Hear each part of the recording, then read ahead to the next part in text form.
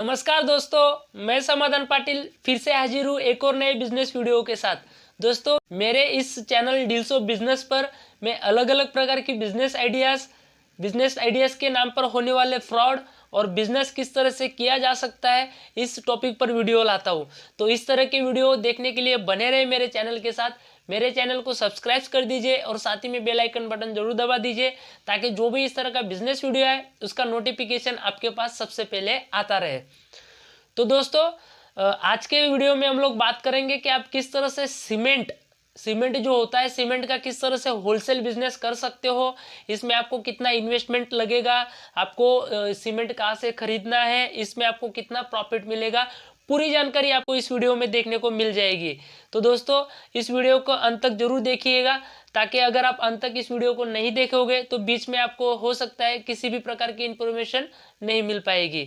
तो चलिए दोस्तों, ये वीडियो भी देख लेते हैं।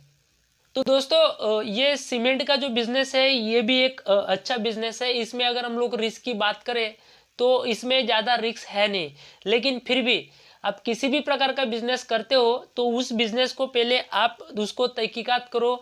आपके आजू बाजू के एरिया में ये बिजनेस चल सकता है कि नहीं चल सकता है, और अगर चल सकता है तो इसके जो कॉम्पिटिटर होते हैं, ऑलरेडी दूसरे लोग इसमें कितने हैं जो इसमें ऑलरेडी काम कर रहे हैं।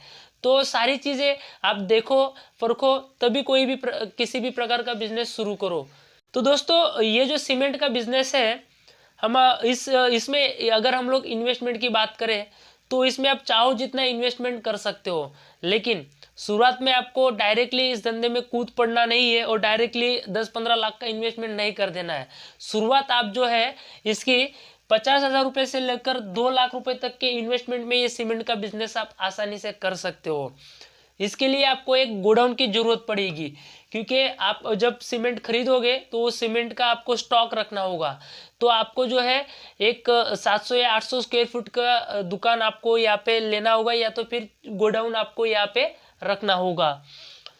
तो उसके बाद आपको जो है ये गोडाउन खरीदने के बाद आपको देखना है कि आप जिस एरिया में रहते हो या आप जहाँ पे मार्केटिंग करते हो वहाँ पे कौन से प्रकार के सीमेंट की डिमांड है। तो आपको शुरुआत में क्या करना है, 3 से 5 प्रकार के जो ब्रांड होते हैं अलग अलग, जैसे कि अल्ट्राटेक सीमेंट हो गया, अंबुजा सीमेंट हो गया, एबीबी सीमेंट हो गया, बिनानी सीमेंट हो गया, इस तरह के जो 4-5 ब्रांड है इनके अलग अलग के 50-50 बैग आपको स्टॉक कर लेने हैं। तो दोस्तों, ये जो सीमेंट होता है वो इसमें 2 प्रकार आते हैं, एक तो ओपीसी आता है, एक पीपीसी आता है। ओपीसी 53 यानी कि ये 53 जो है इसका ग्रेड आता है। तो आप जब इस बिजनेस में पढ़ोगे तो आपको ये आगे पता चल जाएगा कि ओपीसी क्या होती है, पीपीसी क्या होती है। तो आपके जो आप जिस एरिया में मार्केटिंग करते हो या जिस एरिया में सीमेंट बेचते हो, तो उस एरिया में आपको देख लेना है कि वहाँ पे ओपीसी चलता है या पीपीसी चलता है। तो जिसकी डिमांड ज़्यादा होगी वो सीमेंट आपको स्टॉक में रखना है। तो इस तरह से इसमें सीमेंट के बिजनेस में आपको इन्वेस्ट करना होता है। अब बात करते हैं मार्जिन और प्रॉफिट की। ये बहुत इंपॉर्टेंट है, क्योंकि जो भी बिजनेस आप करते हो तो आपको जब तक पता नहीं है कि इसमें मार्जिन कितनी है तब तक आप बिजनेस कैसे शुरू करोगे।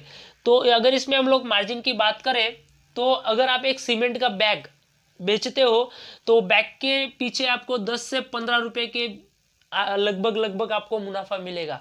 हो सकता है अगर आप क्वांटिटी में 200, 250, 300 बैग बेचते हो तो आपको 10 रुपये भी मुनाफा मिले, लेकिन शुरुआत में जब आप ये बिजनेस में नए होते हो तो आपको इसमें जो है जो आपका जो प्रॉफिट होता है वो आपको कम रखना है, क्योंकि आपको शुरुआत में आपको कस्टमर बेस बनाना होता है।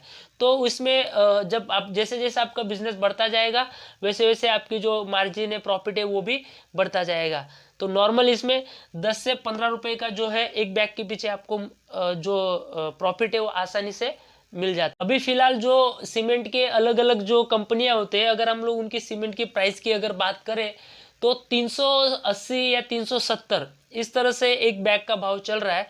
तो अगर हम लोग 380 रुपया एक बैग का पकड़ते हैं तो 380 में अगर आप एक बैग खरीदते हो और उस पर आपका पूरा खर्चा, ट्रांसपोर्टेशन, वो सब निकाल के अगर आप इसमें 10 रुपया भी आपका मार्जिन जोड़ते हो तो भी 390 रुपये में आप एक बैग बेचते हो।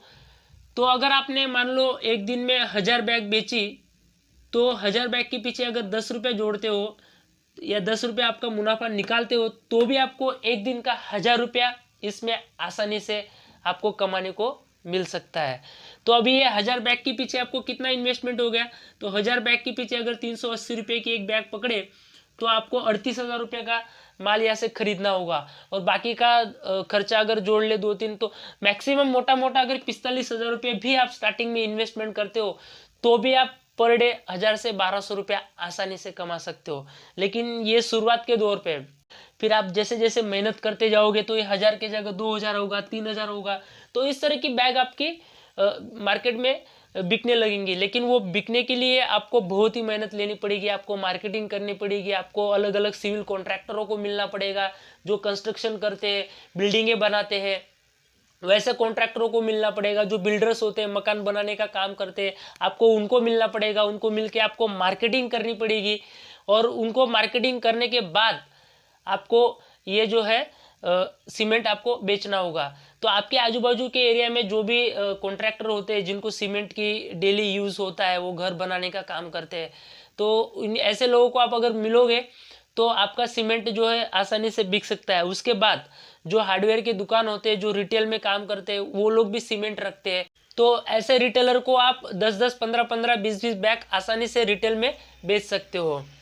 तो दोस्तों अभी बात करते हैं कि परचेस, खरीदी, ये सीमेंट को आपको कहाँ से खरीदना है। तो दोस्तों आप जिस भी एरिया में रहते हो उस एरिया में ये जो बड़ी बड़ी सीमेंट की ब्रांड होते हैं उनके डीलर्स या उनकी एजेंसी होती है, तो आपको उनके डीलर या उनके एजेंसियों में से ये सीमेंट आपको खरीदना है।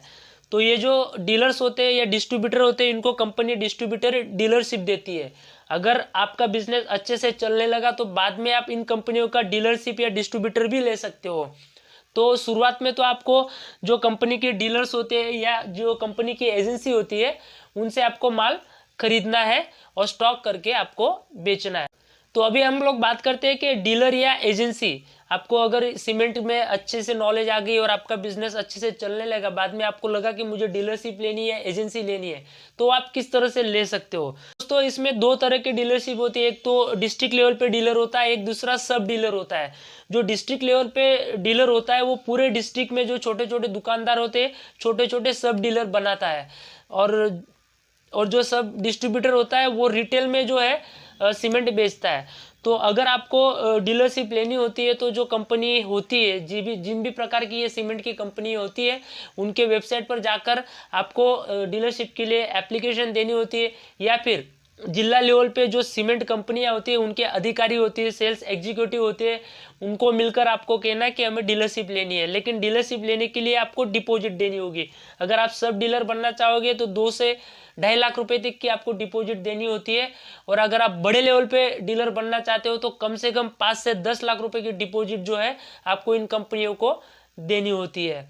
अभी बात करते हैं कि अगर आपको ये सीमेंट का होलसेल का बिजनेस करना है तो उसके लिए आपको कौन सा लाइसेंस लेना होगा। तो अगर हम लोग लाइसेंस की बात करेंगे तो आपको जीएसटी लेना होगा। एक्चुअली देखा जाए तो जीएसटी 40 लाख रुपए के ऊपर अगर ट्रांजेक्शन करते हो या 40 लाख रुपए के ऊपर आपका टर्नओवर होता है तभी लिया जाता है। लेकिन आप डीलर से सीमेंट खरीदोगे तो आपको जीएसटी कंपलसरी देना होगा। उसके बाद आपको गुमास्ता लाइसेंस लेना होगा। गुमास्ता लाइसेंस जो नगर निगम होता है, आपके आजू बाजू में जो नगर निगम होता है वहाँ से आपको ये गुमास्ता लाइसेंस मिल जाएगा। इसे शॉप एक्ट लाइसेंस भी कहा जाता है। तो इस तरह से आपको जीएसटी और गुमास्ता लाइसेंस लेना होगा। तो इस तरह से ये सीमेंट का बिजनेस आप कर सकते हो और महीने के नहीं ज़्यादा 40 से 50 हज़ार रुपये आसानी से कमा सकते हो। तो दोस्तों उम्मीद करूंगा कि आपको मेरा वीडियो पसंद आया होगा। अगर इस बिजनेस के रिलेटेड आपको कुछ भी समझ में नहीं आया तो आप मुझे कमेंट बॉक्स में कमेंट लिख कर भेजिए, मैं आपके हर एक सवाल का जवाब दूंगा। अभी के लिए इतना ही, फिर मिलेंगे नए वीडियो के साथ, तब तक के लिए धन्यवाद।